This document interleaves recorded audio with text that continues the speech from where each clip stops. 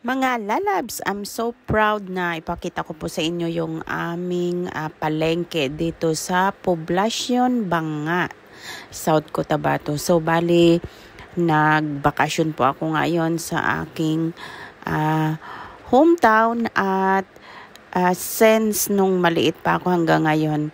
So, ito pa rin yung aming palengke. Walang ipinagbago, but I'm so proud na alam mo yung for how many years na nawala ka. So, nandito pa rin.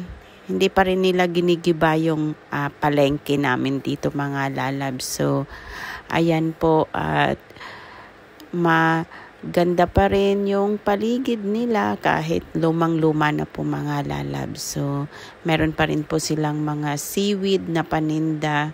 Ayan, mayroong tahong. So, kumpleto pa rin po yung mga paninda po dito sa aming palengke mga lalabs.